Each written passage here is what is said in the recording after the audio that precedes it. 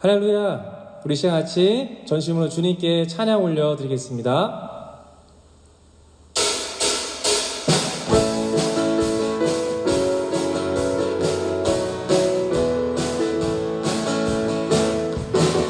무화과 나무 잎이 마르고 포도 열매가 없으며 감람나무 열매 그치고 온밭에 식물이 없어도 우리의 양떼가 없으며 외양간 송아지 없어도 난 여호와로 즐거워하리 난 여호와로 즐거워하리 난 구원의 하나님을 인해 기뻐하리라. 무화과 나뭇잎이 마르고 포도 열매가 없으며 감람나무 열매 그치고 논밭에 식물이 없어도 우리의 양떼가 없으며 외양간 송아지 없어도 난 여호와로 즐거워하리 난 여호와로 즐거워하리 난 구원의 하나님을 인해 기뻐하라. 난 여호와로 즐거워하리 난 여호와로 즐거워하리 난 구원의 하나님을 인해 기뻐하리라. 아멘.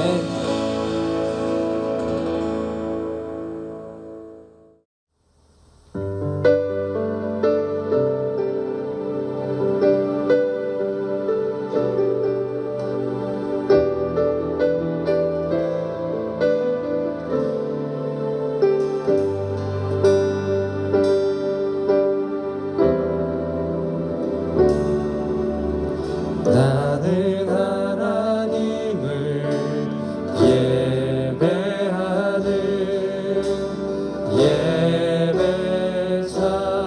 예배자입니다.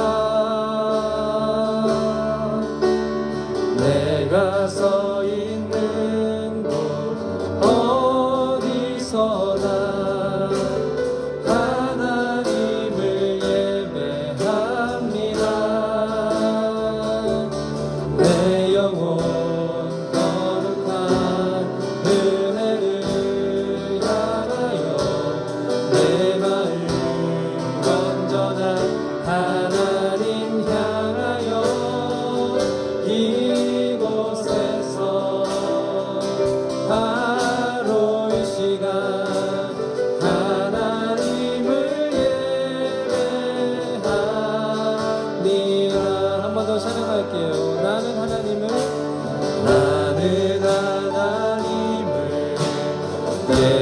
예배하는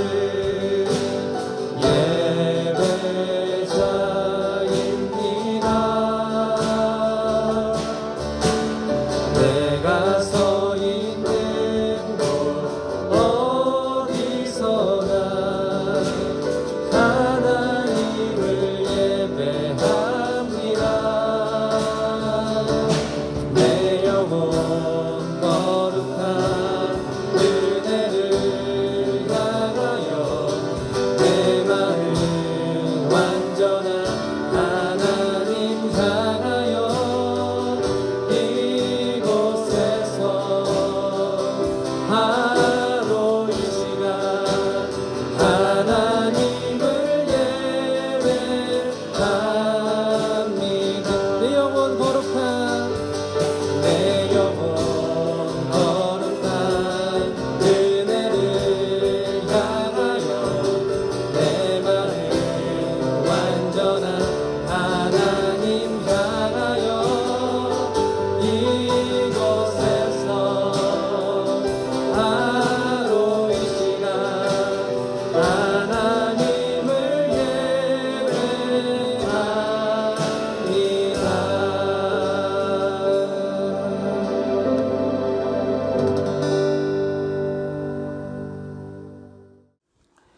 사도신경으로 우리의 신앙을 하나님께 고백하겠습니다. 나는 전능하신 아버지 하나님, 천지의 창조주를 믿습니다. 나는 그의 유일하신 아들 우리 주 예수 그리스도를 믿습니다. 그는 성령으로 잉태되어 동정녀 마리아에게서 나시고 본디오 빌라도에게 고난을 받아 십자가에 못 박혀 죽으시고 장사된 지 사흘 만에 죽은 자 가운데서 다시 살아나셨으며 하늘에 오르시어 전능하신 아버지 하나님 우편에 앉아 계시다가 거기로부터 살아있는 자와 죽은 자를 심판하러 오십니다. 나는 성령을 믿으며 거룩한 공교회와 성도의 교제와 죄를 용서받는 것과 몸의 부활과 영생을 믿습니다. 아멘. 오늘 하나님이 우리에게 주시는 말씀은 에스더 4장 12절에서 16절 말씀입니다. 목사님이 가진 성경책으로는 구약 754면에 기록되어 있습니다. 에스더 4장 12절에서 16절 말씀입니다.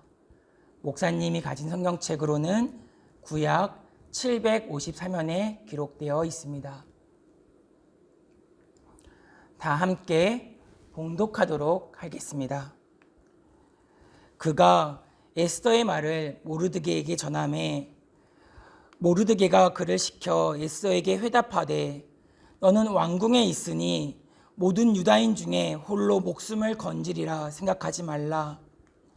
이때에 내가 만일 잠잠하여 말이 없으면 유다인은 다른 데로 말미암아 노임과 구원을 얻으려니와 너와 내 아버지 집은 멸망하리라.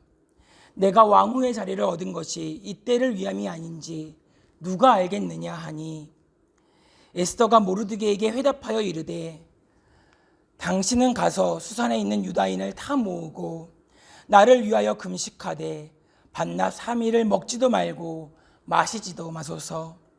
나도 나의 시녀와 더불어 이렇게 금식한 후에 규례를 어기고 왕에게 나아가리이다.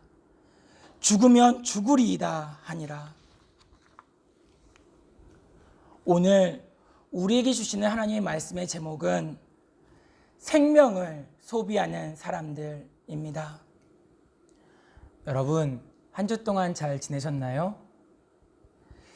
목사님은 3월 초부터 5월 말까지 3개월 동안 온라인으로 여러분을 만날 때 그리 마음이 편하지는 않았어요.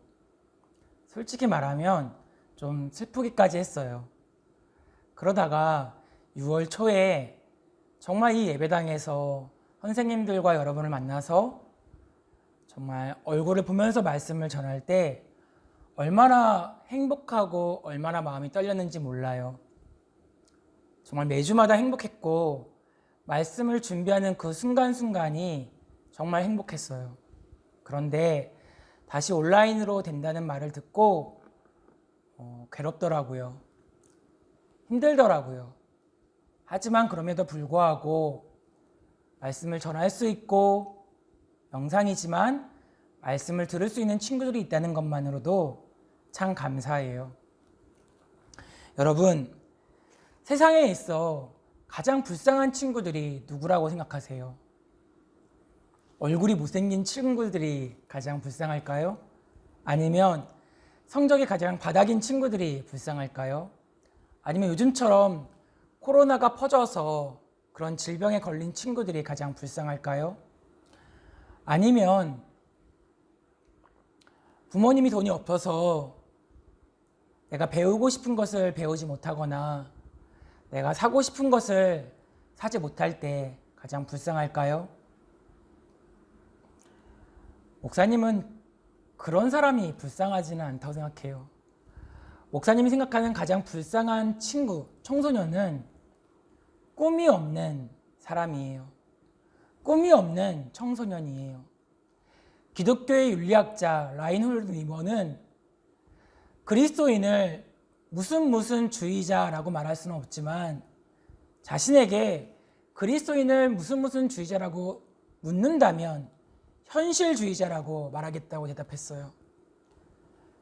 왜냐하면 교회를 다닌다고 하면 그리스도인이라고 한다고 하면 자신이 살아내야 하는 삶과 동떨어져 살아갈 수 있는 삶이 아니라는 거죠.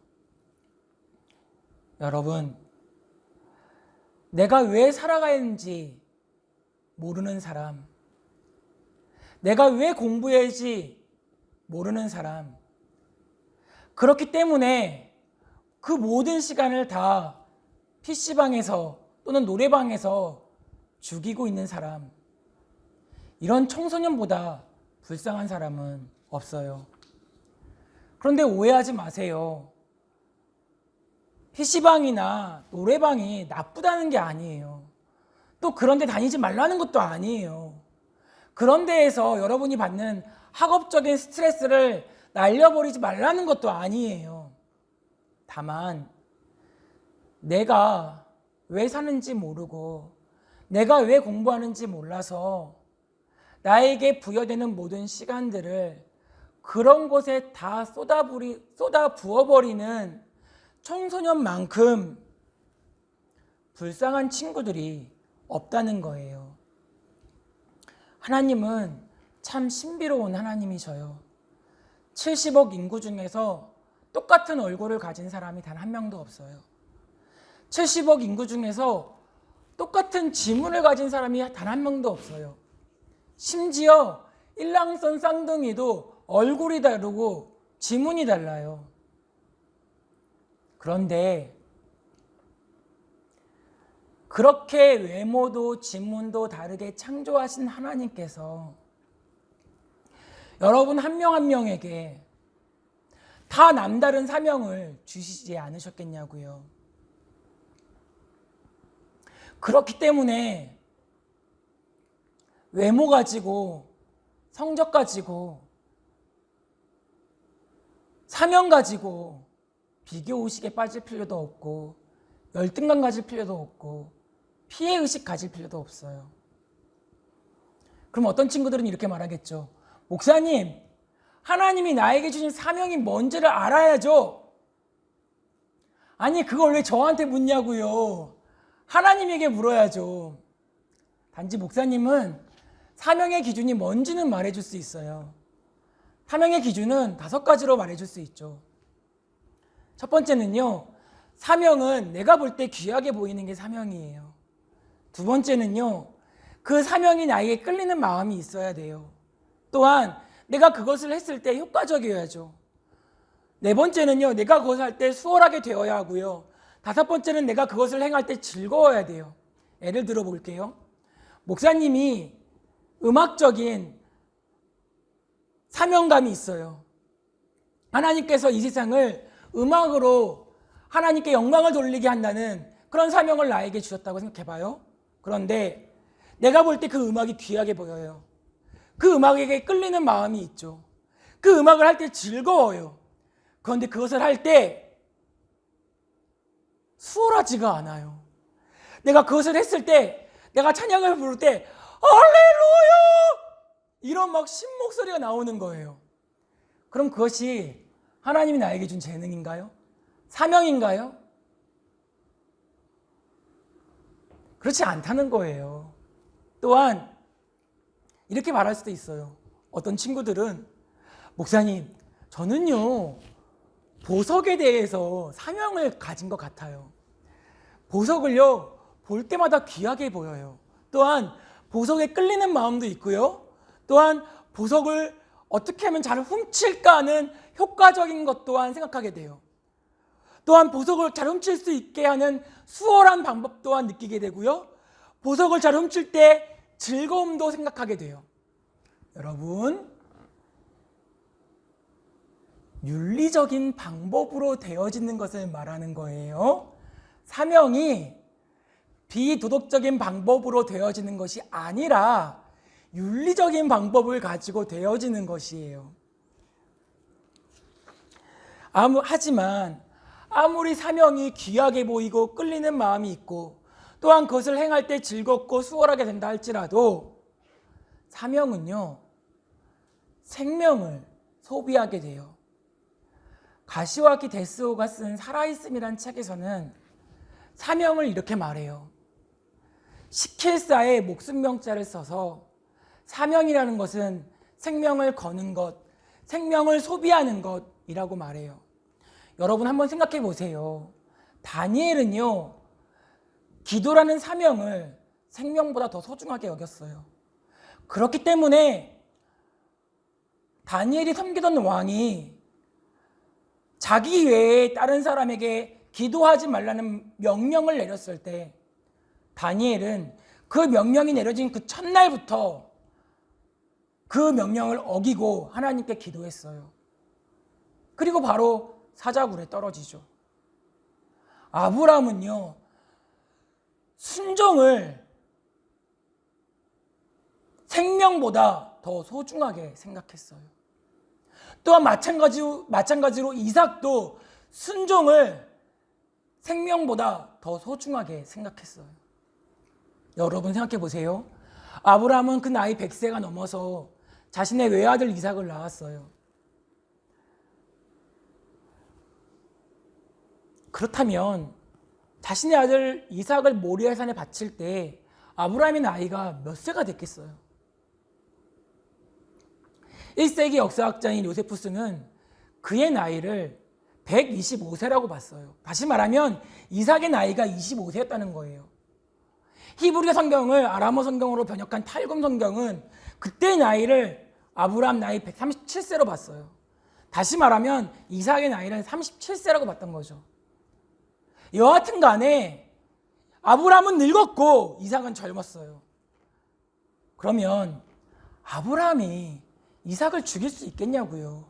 못 죽여요. 이삭이 스스로 죽지 않는 한.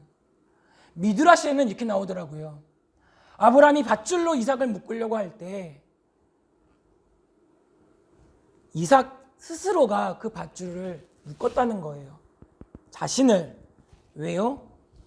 아브라함이 묶으면 헐겁게 묶어서 아브라함이 자신을 죽이려고 할 때 자신이 혹시 그 칼이 자신의 피륙을 상하게 할 때 몸부림쳐서 그 밧줄이 풀릴까 봐 자신 스스로 그 밧줄로 자신을 세게 묶었다는 거예요. 마찬가지예요. 예수님은요, 만민의 구원이라는 사명을 자신의 생명보다 소중하게 여겼어요. 바울은 복음 전도라는 사명을 자신의 생명보다 더 소중하게 여겼어요. 다시 말하면 사명은 생명을 소비하는 거예요. 사명은 생명을 거는 거예요. 그럼 여러분에게 묻고 싶어요. 우리 중등부 친구들은 무엇에 사명을 거나요? 어떤 것에 생명을 거나요? 오늘 본문은 생명을 거는 사명을 위해 생명을 소비하는 한 사명자를 통해 하나님께서 어떻게 일하시는지 보여줘요. 첫째, 사명자는요, 생명을 소비하는 사명자는 환경을 뛰어넘는다는 거예요. 어느 중등부 친구가 목사님에게 이렇게 질문한 적이 있어요. 목사님, 돈을 많이 벌려면 어떻게 하는지 아세요? 목사님은 말했죠. 돈을 많이 벌려면? 그러면 돈을 많이 버는 직업을 가져야 되는 거 아니야? 에이, 목사님, 돈을 많이 벌려면요, 부모님이 지금보다 더 열심히 일하셔야 돼요 라고 말하는 거예요. 한참을 웃었어요. 근데 그 뒷맛이 씁쓸하더라고요. 다시 말하면 이 현실, 요즘의 현실의 벽이 뛰어넘기가 너무 어렵다는 거예요. 개천에서 용나기가 쉽지가 않다는 거예요. 옛날에는요, 사법고시라는 시험을 쳐서 변호사가 되고 검사가 되고 판사가 됐어요. 그런데 요즘에는 사법고시라는 시험을 보지 않고 로스쿨이라는 대학원에 진학해요. 로스쿨에 진학하는 한 학기에 등록금이 1,000만 원이에요.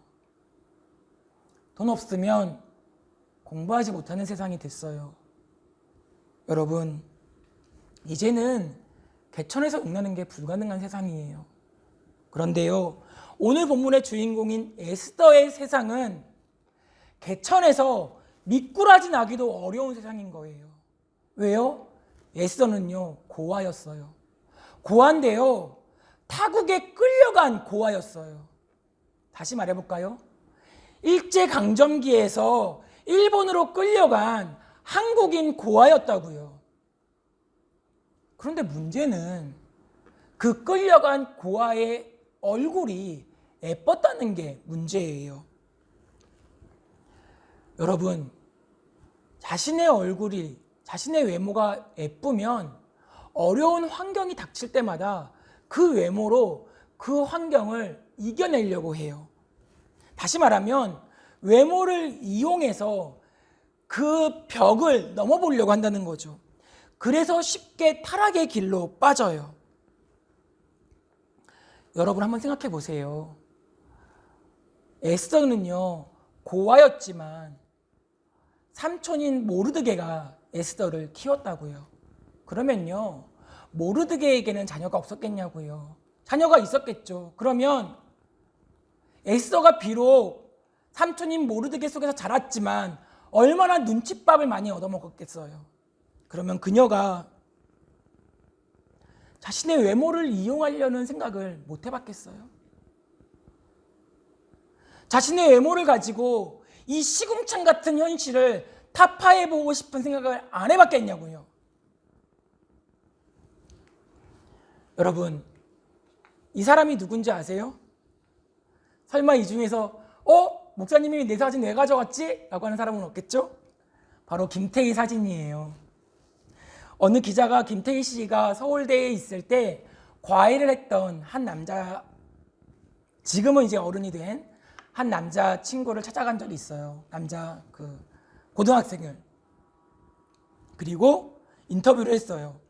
뭐라고 했냐면 김태희 씨가 당신을 가르칠 때 어땠냐고 물어봤죠. 그랬더니 그 당시에 고등학생인 그 남자아이가 뭐라고 대답했는 줄 아세요? 김태희 씨가 올 때마다, 과외하러 올 때마다 숙제보다도 목욕을 먼저 했다는 거예요. 다시 말하면 외모에 더 신경을 썼다는 거죠. 반대로 어느 여자 일진 아이를 방송국에서 몰래카메라로 찍었던 적이 있어요. 어느 여자 일진 아이가 학교에 가 있을 때 훈남 과외 선생님을 집에 모시고 왔어요. 그리고 시간이 되어서 그 여자 일진 아이가 집에 왔죠.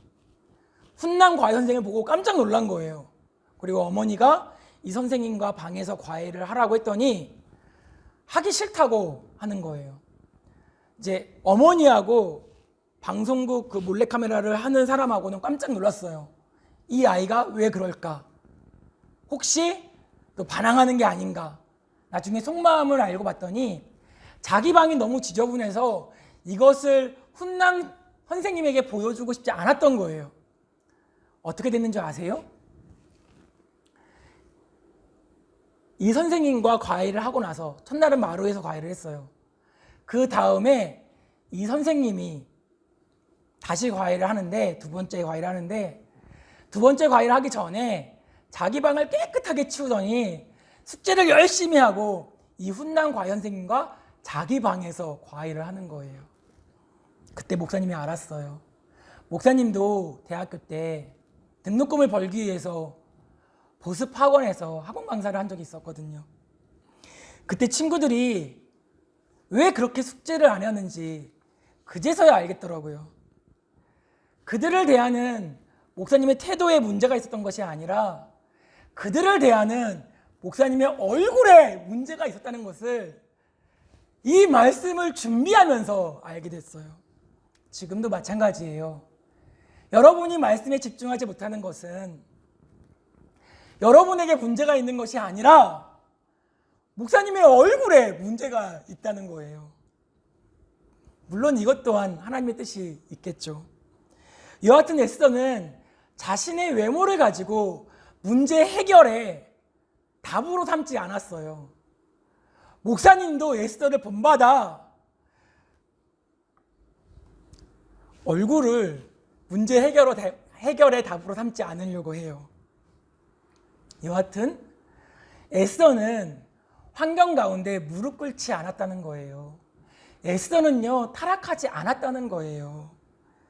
만약에 내가 하나님의 사명자로 바로 설 수만 있다면, 내가 병에 걸렸든, 아니 팬데믹 현상과 같은 코로나로 인한 병에 걸렸든, 아니면 내 부모님이 돈이 없어 무언가를 배울 형편이 안 되든, 아니면 내가 배워도 재능이 없어서 배워도 내가 남들만큼 쉽게 배울 수가 없어도 하나님은 나를 사용하여 하나님의 일을 하신다는 거예요.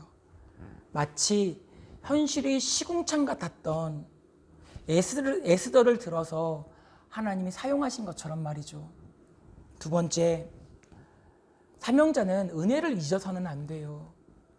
하나님은 여기 앉아있는, 여기 이 영상을 보는 모든 사람에게 이 땅 가운데 태어나게 하신 사명이 있어요. 하나님은 한 명 한 명에게 그 사명을 주셨어요. 그냥 공짜로 이 세상 가운데 태어난 사람 단 한 명도 없어요. 에스더는요, 앞서 말했듯이 타국의 포로로 끌려와 고아로 삼촌 밑에서 자랐어요. 여러 가지 일을 겪고 이제 후에는 에스더는 왕비가 돼요. 그런데 왕인 자신의 남편이 하만이라는 원수에 속아서 자신의 민족인 유대인을 다 죽이라는 왕의 명령서에 도장을 찍어준 거예요. 온 나라가 난리가 났어요. 우리 한번 에스더 4장 3, 4절 읽어볼게요. 왕의 명령과 조서가 각 지방의 이름에 유대인이 크게 애통하고 금식하며 울며 부르짖고 굵은 베옷을 입고 재에 누운 자가 무수하더라. 에스더의 시녀와 내시가 나아가 전하니 왕후가 매우 근심하여 입을 의복을 모르드게에게 보내어 그 굵은 베옷을 벗기고자 하나 모르드게가 받지 아니하는지라. 왕의 명령, 유대인을 죽이라는 왕의 명령이 각 지방, 우리나라로 말하면 팔도에 다 이르렀다는 거예요. 그러니까 유대인들이 애통했어요. 울었다고요. 근심했어요. 금식했어요. 그리고 슬피 울고요. 부르짖었어요. 기도했다고요. 굵은 베옷을 입었어요. 굵은 베옷 언제 입어요? 수의로 굵은 베옷을 입잖아요. 다시 말해볼까요? 이미 자신들은 죽었다는 거예요. 죄에 누운 자가 무수했대요. 이미 죽었으니 누울 수밖에 없죠. 집 안에서, 집 밖에서, 거리에서 모르드게를 보니 왕궁 앞에서 누운 거예요.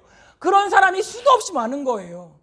자, 보세요. 그런데 그렇게 수도 없이 누운 사람 가운데 에스더가요, 시녀와 내시에게, 모르드게에게 굵은 베옷을 벗기고자 했어요. 모르드게가 자기 집안에서만 누워있다가 에스더가 자신의 시녀와 내시에게 좋은 옷을 모르드게에 갖다 줬다는 게 아니에요. 모르드게가요, 혼자 누워있는 게 아니라 유대인들과 같이 누워있는 거예요. 지금 집 안에도 지금 유대인들이 누워있고요, 거리에도 누워있고, 지금 사방팔방 지금 마치 온 동네가 떠나듯이 다 울며 통곡하고 금식하고 기도하는데, 그 좋은 옷이 시녀와 내시가 갖다 주는 거예요. 그러면 그 유대인들이 그 에스더의 시녀와 내시를 쳐다보지 않겠어요? 그러면 그 페르시아에 사는 다른 사람들은, 유대인이 아닌 다른 민족의 사람들은 쳐다보지 않겠어요? 저 사람을 보면서 저 사람 에스더의 사람이잖아, 왕의 사람이잖아 라고 생각하지 않겠어요? 뭐야, 왜 왕의 조서가 담긴 저 어인을 보고도 왜 저 짓을 하는 거지? 라고 생각하지 않겠어요? 다시 말하면요, 에스더는요, 자신이 이 일로 인해서 크게 화를 당할 것을 알면서도 은혜를 잊지 않았다는 거예요. 여러분, 개인적으로 우리는 정말 열심히 기도해요. 그리고 열심히 기도한 이후에 형통을 이룬 다음에는 다 잊어버리고 말아요. 아플 때는요, 낫기를 위해서 기도해요. 시험이 앞에 다가오면 좋은 성적 받기를 위해 기도해요. 또 요즘처럼 물질이 없을 때는 부모님의 형통을 위해 기도해요. 그러다가 몸이 낫고 또 성적이 좋아지고 또 부모님의 좀 풍족하게 살만한 그런 때가 되면 우리가 기도했던 거 다 잊어버리고 말아요. 마치 기도를 신용카드 긁듯이 딱 긁어버리고 하나님 나중에 이제 갚을게요 라고 했다가 다 잊어버리고 마는 거예요. 요즘 세상 사람들이 기독교 굉장히 많이 욕해요. 때로는 목사님도 부끄러워할 때도 많아요. 그런데 반면에는 슬픈 마음이 들 때도 많아요. 왜 슬픈 마음이 들까요? 그 이유는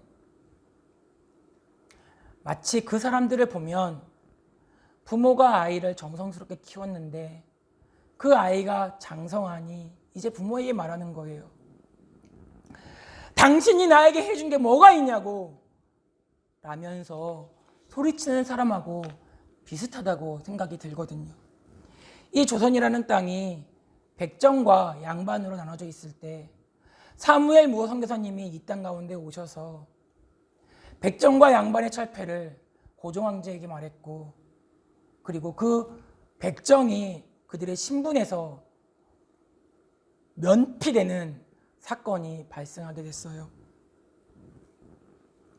또 이름만 들어도 알게 되는 학교와 병원들은 다 누가 세웠나요?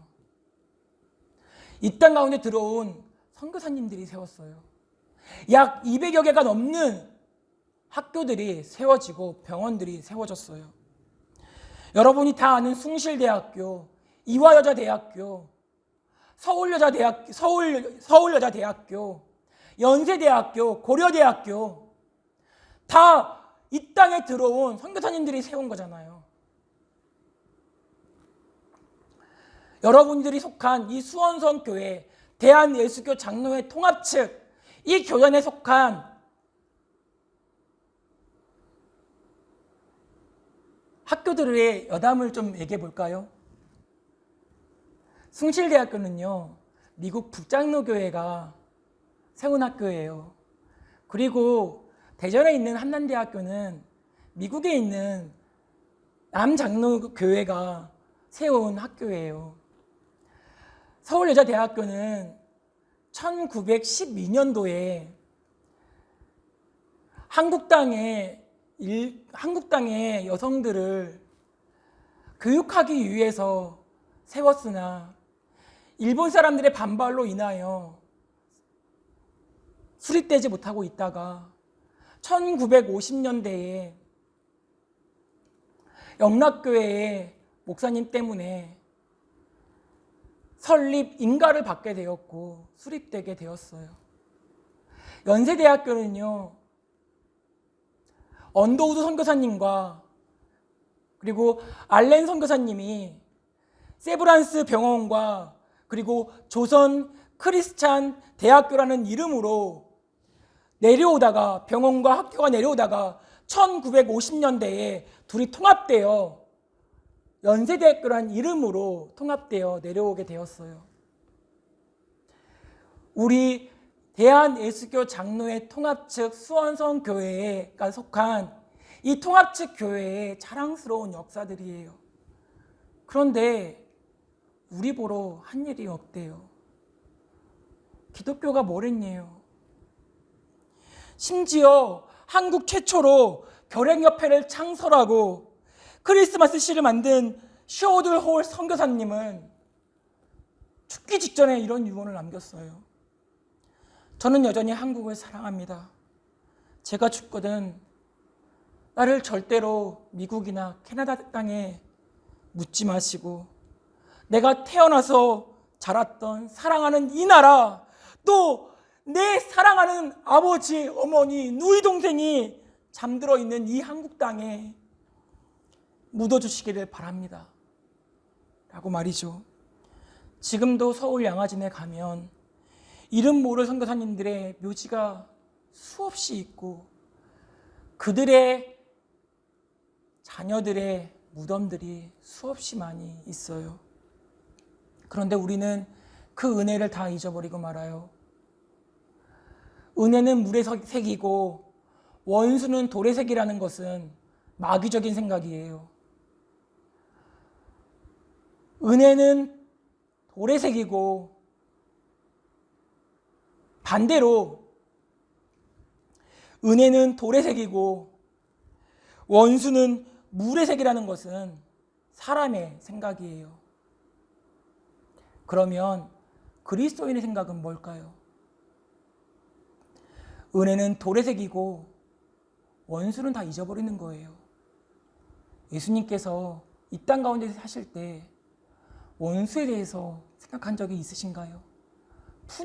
푸념이라도 해보신 적이 있으신가요? 원수에 대해서 말하실 때 그들의 영혼의 불쌍함을 위해서 말하신 적은 있을지라도 원수를 기억하기 위해서 말하신 적은 단 한 번도 나와 있지 않다는 것을 우리는 기억해야 해요. 사명자 에스더처럼 여러분에게 은혜를 끼치는 사람들은 하나님이 여러분에게 보내주신 사람들이에요. 이 어려운 시국에 여러분을 위해서 기도해 주시는 선생님들, 이 어려운 시국에 여러분을 위해서 여러분이 힘들까봐 애달파하면서 여러분을 위해서 물질로, 마음적으로, 심적으로 애쓰시는 여러분의 부모님들, 제발 가족이라는 이름으로 함부로 대하지 말아주세요. 목사님이 중동 일부에서 말했지만 서수원 이마트 뒤쪽에 있는 부동산에 찾아가 본 적이 있어요. 그때 말씀을 준비하려고 그랬는데 10개의 상가가 나왔는데 그 중에 9개의 상가가 주인을 구하지 못했다는 거예요. 왜냐하면 원래 상가는 그 다음 사람이 있어야지만 마치 바톤 터치하듯이 터치를 해서 권리금도 받을 수가 있고 보증금도 받을 수가 있는데 자영업자 중에서 바톤 터치하듯이 터치해서 다시 들어오려는 사람들이 아무도 없어서 지금 있는 사람들마저도 본래의 본업이 아니라 앞에서 계란빵을 팔고 앞에서 붕어빵을 팔고 그러면서 생계를 이어가는 모습을 보았어요. 그게 바로 여러분의 부모님들이에요. 여러분, 에스더가 삼촌인 모르드게를 눈칫밥을 아무리 주었다 할지라도 은혜를 잊어버리지 않았던 것처럼 여러분도 사명자라면, 여러분도 하나님이 여러분에게 주신 사명이 있다면, 아니 있으니 제발 여러분에게 은혜 끼치는 부모님과 여러분을 위해 항상 기도하기를 마다하지 않는 우리 중등부 선생님들에 대한 은혜를 잊지 않는 사명자 되기를 바랄게요. 셋째는, 사명자는 하나님의 역사가 끊어짐이 없다는 것을 기억하며 기도해야 돼요. 오늘 본문 14절 다 같이 읽겠습니다. 이때 내가 만일 잠잠하여 말이 없으면 유다인은 다른 데로 말미암아 노인과 구원을 얻으려니와 너와 내 아버지 집은 멸망하리라. 내가 왕후의 자리를 얻은 것이 이때를 위함이 아닌지 누가 알겠느냐 하니, 에스더의 삼촌인 모르드게는 자신의 민족인 유대인이 죽어갈 때 에스더에게 왕 앞에 나아가 부당함을 호소하라고 요구해요. 그런데 문제는 이 왕이 보통 왕이 아니라는 게 문제예요. 이 왕은요, 우리나라의 세종대왕이나 미국의 아브라함 링컨처럼 선하고 현명한 왕이 절대 아니에요. 이 왕을 설명할 때 에스더 1장 1절은 이렇게 말해요. 이 일은 아하수에로 왕 때 있었던 일이니 아하수에로는 인도로부터 구스까지 127지방을 다스리는 왕이라. 여러분, 성경에서는요, 이 아하수에로 왕을 인도로부터 구스, 즉 이집트 남쪽 지방까지 다스렸던 왕이라고 말해요. 이 왕은요, 그냥 왕이 아니라 영화에도 출연했던 왕이에요. 바로 영화 300에 나왔던 왕이었어요. 스파르타의 왕이었던 레오니다스와 300명의 이 군인들은요,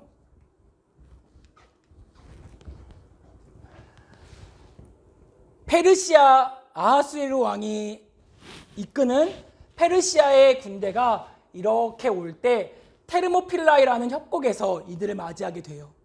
그리고 무려 3일 동안이나 100만 대군을 이 협곡에서 맞이해서 싸우게 되는 거예요. 물론 3일 동안 300명과 100만 대군이 싸우면 누가 이기겠어요? 100만 대군이 이기겠죠, 당연히. 하지만 무려 3일이라는 소중한 시간을 벌게 된 거예요. 그럼으로써 여기에 퍼져 있는 모든 그리스인들이 도망갈 수 있는 시간을 벌게 된 거죠. 3일이라는 시간 동안 300명은요 다 전멸하게 되었고요. 서벽에 이런 글이 쓰여지게 되었어요. 이곳을 지나가는 나그네여, 이곳을 지키기 위해 우리가 흘린 스파르타인들의 피를 기억해다오 라는 말이 이 테르모필라의 협곡에 지금도 쓰여져 있어요. 그리고 여기에 모여있는 그리스인들은 살라미에서 함대를 조직했고요. 그리스 함대와 함께 여기서 넘어왔던 페르시 함대는 살라미에서 해상 전투를 벌이게 됐는데, 이 살라미 해상 전투가 바로 세계 3대 해상 전투 중에 한 가지였어요. 그런데 이 세계 3대 해상 전투인 이 살라미 전투가 바로 우리나라에서 그 유명한 명량해전과 똑같았어요. 진도 앞바다에서 12척의 배로 수백 척의 일본 배를 침몰시킨 그 명량해전과 같이 울tur목의 그 급류를, 이 살라미 앞바다의 급류를 이용해서 페르시아의 배들을 다 수장시켜 버린 거죠. 이런 말을 하려고 하는 건 아니고, 이 왕이 이만큼 100만 대군을 이끌고 이렇게 엄청난 길을 갈 만큼의 정복력이 엄청났던 사람이라는 거예요. 그뿐인가요? 에스더 1장 11절에서 14절은 이렇게 말해요. 왕후 와스디를 청하여 왕후의 관을 정죄하고 왕 앞으로 나오게 하여 그의 아리따움을 묵 백성과 지방관들에게 보이게 하라 하니 이는 왕후의 용모가 보기에 좋음이라. 그러나 왕후 와스디는 내시가 전하는 왕명을 따르기를 싫어하니 왕이 진노하여 마음속에 불 붙는 듯 하더라. 왕이 사례를 아는 현자들에게 묻되 왕이 규례와 법률을 아는 자에게 묻는 전례가 있는데, 그때 왕에게 가까이하여 왕의 기색을 살피며 첫 자리에 앉는 자는, 에스더 1장 11절에서 14절 말씀 다시 말해볼까요? 와스디가 왕비가 되기 전에, 에스더가 왕비가 되기 전에 와스디가 왕비였어요. 그런데요, 와스디가 아하스웨로 왕이 이 와스디를 청한 거예요. 잠깐 오라고. 오지 않은 거죠. 그러면 원래 생각해 보세요. 안 오면 어떻게 돼요? 왕비가 어디 아픈가? 어디 편찮은가? 이렇게 생각하는 게 원래 맞지 않나요? 그런데 안 왔어? 왕비 안 왔어? 하더니 바로 현자들 불러봐 하더니 현자들 다 부른 거예요. 그리고 야, 왕비가 왕인 내가 불렀는데 오지 않았어 라고 말한 거죠. 그랬더니 왕의 기색을 살펴보는 거예요. 사람들이 야, 왕이 기색이 좋지가 않아, 이때 우리가 좋은 말 하면 안 될 것 같아 라고 말하면서 폐위가 돼버린 거예요. 쫓겨나 버린 거죠. 예를 들어볼까요? 목사님이 아내에게 전화했어요. 여보야, 지금 잠깐 교회에 와야 돼요. 여보, 지금 안 되겠어요. 뭐라고요? 알겠어요. 그리고 이혼 서류 탁, 지장 탁, 도장 콱, 이런 거예요. 또 다른 예를 들어볼까요? 저하고 천승민 전도사님하고 주일날 예배를 드리는데 우리 중등부 친구들이 안 오는 거예요. 그러면 왜 안 왔을까? 어디가 아픈가? 요즘 이렇게 병이 유행인데 혹시 무슨 일이 있는 거 아닌가? 걱정해야 되잖아요. 근데 아하스웨로 왕이 교육자면 뭐라고? 안 왔어? 일로 와봐. 교적부 북 이렇게 찢는 거죠. 다른 말로 말하면 이 아하스웨로 왕은 정복력이 셀 뿐 아니라 자존심까지 셌다는 거예요. 그래서 오늘 본문에 이렇게 말하는 거예요. 이때 내가 만일 왕의 자존심이나 왕의 정복력을 보면서 잠잠하여 말이 없으면 유다인은 하나님께서 예비하신 다른 데로 말미암아 노임과 구원을 얻으려니와 너와 네 아버지 집은 멸망할 거야. 내가 왕비의 자리를 얻은 것 이때를 위함인지 누가 알겠어? 라고 말하는 거예요. 여러분, 하나님은요, 여러분 한 사람 한 사람에게 사명을 주셨어요. 여러분, 하나님은 공짜 좋아하는 하나님 아니셔요. 하나님은 우리들이 좋아하는 1+1의 개념이 있는 분 아니셔요. 하나님은요, 심은 대로 거두고요, 뿌린 대로 거두길 원하셔요. 여러분요, 상황이 그지 같고요, 상대방이 정복력이 강하든 자존심이 세든 그 사명 감당해야 돼요. 근데요, 여러분이 감당하지 않아도 괜찮아요. 왜요? 하나님이 여러분이 감당하지 않은 사명을 다른 사람에게 감당시킬 테니까요. 여러분, 모세가요, 죽었다고 해서 이스라엘 역사가 끝나던가요? 모세 이후에 여호수아가 그 사명을 이어가잖아요. 여호수아가 죽었다고 해서 이스라엘 역사가 끝나던가요? 여호수아 이후에 사사들이 그 사명을 이어가잖아요. 사사들이 죽었다고 해서 그 사명이 끝나던가요? 사사들 이후에 다윗이 그 사명을 이어가잖아요. 하나님의 사명은 이렇듯 면면부절하게 끊임없이 흘러가고 이어간다는 거예요. 그러면 여러분이 왜 기도해야 되는 건가요? 하나님이 주시는 그 사명에 노우가 아니라 예스, 아멘 이라고 응답해야 되니까. 사무엘에게 여호와의 전에 사무엘이 누워있을 때 하나님께서 사무엘아 사무엘아 라고 말씀하실 때 주의 작은 종이 듣겠나이다 라고 말했을 때처럼 여러분이 들어야 되니까. 이사야 6장의 말씀처럼 내가 누구를 보내면 누구가 나를 위해 갈 거 할 때 주여 내가 여기 있나이다, 나를 보내소서 내가 가겠나이다 라고 말해야 되니까. 그러기 위해서 내가 기도해야 된다는 거예요. 그러면 여러분이 왜 공부해야 되나요? 왜요? 하나님이 주시는 사명을 내가 감당하기 위해서 하나님의 편리한 도구가 되어야 하니까, 하나님이 쓰시기에 편리한 도구가 되어야 하니까. 여러분 보러 누가 금그릇, 은그릇, 다이아몬드 그릇, 수정그릇, 자수정그릇 되라고 하던가요? 주인이 쓰시기에 편리한 그릇, 잡기에 좋은 그릇, 쓰기에 좋은 그릇, 그런 그릇 되라고 하는 거예요. 그런 그릇 되라고. 감당하기 좋은 그릇 되라고. 그런 그릇 되라고 공부하는 거예요. 높은 이체, 높은 차, 높은 jet, 높은 비행기, 이게 아니라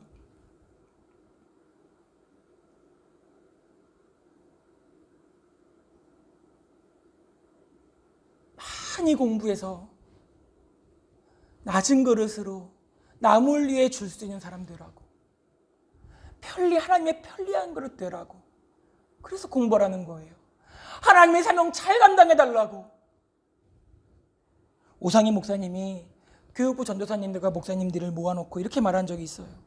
전사님들, 목사님들, 우리 교육부 교육자 공동체가 단합이 되지 않고 잘게 흩어지고 부서진다고 해도 하나님의 일은 무조건 잘 될 거예요. 왜냐하면 그것은 하나님의 일이니까요. 그런데 하나님의 일을 감당했던 우리의 공동체는 하나님의 일은 잘 되지만 우리의 공동체는 잘게 부서지고 흩어지고 깨지고 바스러질 거예요.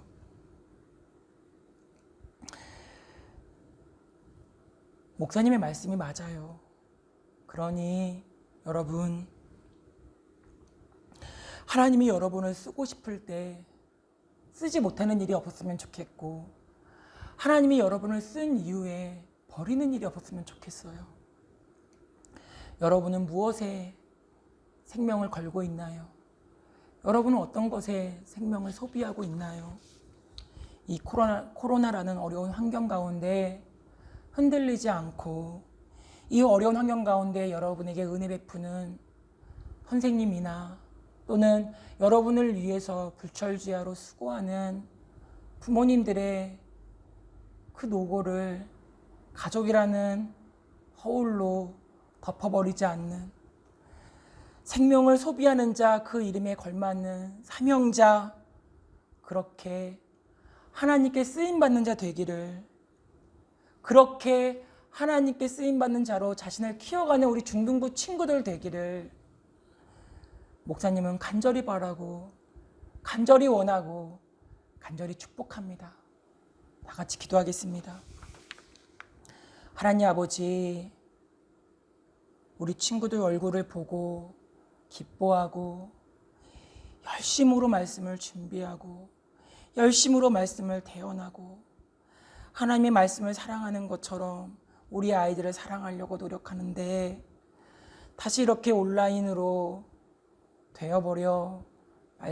이렇게 되어버려 마음이 참 안타깝고 슬프고 아프기만 합니다. 하지만 이것을 통한 하나님의 뜻이 있을 것이고 이것 또한 하나님의 영광을 드러내는 일이 될 것입니다. 하나님, 우리로 하여금 이 시간 헛되이 보내지 않도록 인도하여 주시고 오직 기도하며 오직 순종하며 오직 이 은혜를 잊어버리지 않는 사람 되어 내가 어떤 것에 생명을 걸어야 하는지, 내가 무엇에 생명을 소비해야 되는지 사명자로서 하나님이 나에게 주신 사명을 깨달으며 그 사명에 맞게 살아가는 우리 중등부 친구들 될 수 있도록 도와주시옵소서. 환경에 무릎 꿇지 않는 친구들 될 수 있도록 인도하여 주시옵소서. 환경을 이기는 친구들 될 수 있도록 하나님 힘도하여 주시옵소서. 하나님, 오늘 한 주도 하나님 아버지께서 우리를 질병 가운데 온전하게 지켜주실 걸 믿으며 살아계신 예수님 그 귀하신 이름으로 기도합니다. 아멘. 축도하겠습니다. 우리 죄를 대속해 주시는 예수 그리스도의 은혜와 우리 인생의 주인이시자 역사의 섭리자 되시는 하나님 아버지의 그 크신 사랑과 우리로 하여금 교만치 않게 하시고 겸손케 하시며 모든 악으로부터 떠나 정결하고 경건케 살아가게 하시는 성령의 감동감화 충만하신 역사가 사명을 위해 생명을 소비하고 사명을 위해 생명을 걸 수 있는 우리 중등부 친구들 머리 위에 그리고 교사들 머리 위에 그들이 속해 있는 공동체 위에 그리고 수원성 교회 위에 온 교회 위에 이제로부터 영원까지 함께 있을지어다. 아멘.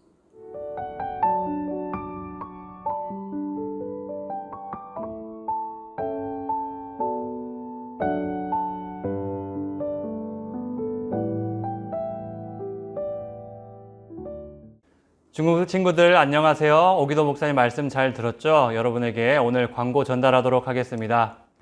선생님들을 통해서 들었다시피 다시 사회적 거리 두기가 2단계로 격상됨에 따라서 교회의 모든 예배가 온라인 예배로 다시 전환되게 되었습니다. 그리고 예정되어 있던 중등 1부, 중등 2부의 여름 수련회도 연기되었습니다. 여러분, 이 기간 동안 더 조심하면서 비록 영상이지만 예배 더 잘 드리는 중등부 친구들이 되기를 바랍니다. 영상 예배는 최소 3주, 9월 6일까지 계속될 예정입니다. 그 이후에도 계속될 수 있다는 점도 기억해 주기 바랍니다. 여러분, 집에 있을 때는 제외하고서 밖에 나가더라도 꼭 마스크 착용 잘 하기 바랍니다. 마스크를 손으로 만지지 말고 또 비누로 30초 이상 꼭 손 씻기를 생활화하기 바랍니다. 그리고 학교를 오갈 때에도 대부분 친구들과 어울려 다니기도 하지만 이 기간 동안에는 조금 자제하면서 우리 코로나19 확산 방지에 동참하는 여러분이 되었으면 좋겠습니다. 우리 그러면 다음 주에 만나도록 하겠습니다. 다음 주에 만나요. 안녕.